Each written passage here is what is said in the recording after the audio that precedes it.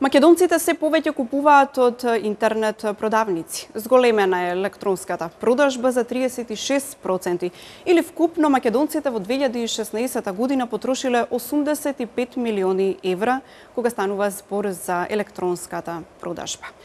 На оваа тема разговараме со Нина Ангеловска, која е наша гостинка во студиото на телевизија Нова. Добре дојде, Нина. Добре најдов и добро утро на вас и на сите гледачи. Каква е најнапред состојбата општо со електронската продажба во нашата земја? Трговијата бележи расте подам од 2011 година, односно ние бевме главни потикнувачи или двигатели на трговијата. Групер се појави во 2011 година, практично кога речиси да не постоеше трговија. Од кога почнавме да работиме, 6,5 години ние работиме на пазарот, значи значено се променуваат и се трговијата е во раст. Секако, ако споредиме со развиените земји, се уште сме далеку, но сме на добар пат.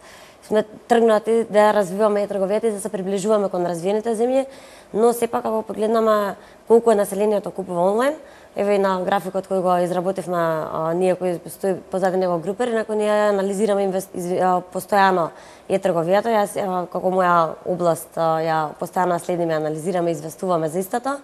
19,3% од интернет корисниците, значи не од вкупното население, туку од интернет корисниците кои што се 75%, направиле нарачки или купиле нешто онлайн во последниве 12 месеци, односно во 2016 година.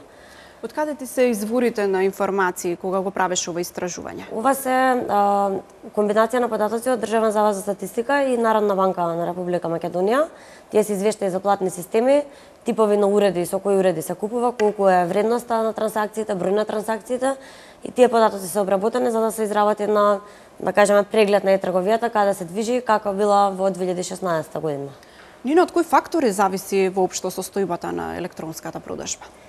Електронската трговија зависи од многу фактори и тоа треба да се гледа, еден холистичен пристап треба за да може да се развива и да имаме ние стратегија како да ја развиеме, бидејќи трговијата придонесува за зголемување на ефикасноста, намалување на трошоците, значи зголемување на вработеноста во една држава, а од друга страна може да биде двигател на економскиот раст. Значи фактори кои влијаат на електронската трговија се, например, интернет пенетрацијата, како што видовме, ние имаме 75% интернет пенетрација, значи тој предуслов е исполнет. Од друга страна е колку дел од населението поседува платежни картички. Сега, според официјалниот податок, има 1,8 милиони издадени платежни картички, меѓутоа се уште нема податок колку населението поседува, бидејќи имаме по 2 по 3 картички, нели сите, што значи немаме точен податок за дали 20% од населението има платежна картичка или не. Сега друга работа е дека нормално треба да се користат тие платежни картички, а ако видиме во анализата која изработивме, 71% од вкупниот промет направен со платежни картички е подигнување и депонирање на готовина од банкомати. Значи само 26% се користат за плаќање на посттерминали, иако 20.000 продажни места нудат да се плати со картичка. Други фактори кои влијаат се, например, покриеност со поштенска испорака, што значи дека за да нели трговијата треба да се сите аспекти вклучени, што значи дека треба ако купите нешто онлайн да ви се достави до дома, и безбедно интернет сервери, односно покриеност инфраструктура секако на државата. И други когнитивни бариери кои што ги има Македонија на страна од овие официјални фактори се, например, преференцијата за плаќање во готово наместо картичка, ниско ниво на компјутерска писменост за да се инволвираат во трговија и лесно, иако е многу лесно сега купувањето од технологијата напред, мобилни апликации, а сепак тие се некои работи на кои треба да се работи тек до бавно се менуваат навиките. Да, бавно се менуваат, ама се менуваат. Треба добар потик. Ние даваме попуст, па дадовме потик, па се менуваат полека навиките, така што мора понудата е клучен фактор на пазарот. Значи ако вие видите нешто онлайн што е стварно неодоливо и ви треба да го купите на попуст и да не сте купиле претходно, кај нас имавме многу голем дел од корисниците. Имаме, мислам дека има таму дел, имаме 135.000 корисници. Многу голем дел од овие корисници за прв пат ја направиле нивната трансакција токму на Групер, затоа што сме ги привлекли со добра сделка. Така. Онлайн потрошувачите најчесто купуваат од домашни или од странски трговци? Повеќе се купува од странски трговци и тоа според податоците на Завод за статистика, ако погледнеме, над 58% биле нарачки направени од други земји во светот. Значи не Македонија, не Европа. Тоа се претпоставува дека е повеќе Кина и кинеските сајтови кои што нудат нели многу конкурентни цени.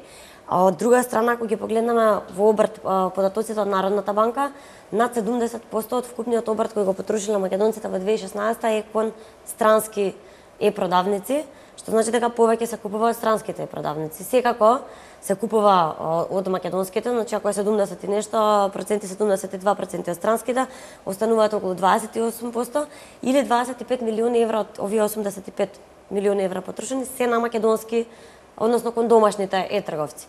И сега за да се зголеми тоа, секако мора да дадеме добра понуда сите на пазарот кој работиме, за да дадеме потик зашто да купат онлайн граѓаните. А најчесто купуваат правни или физички лица?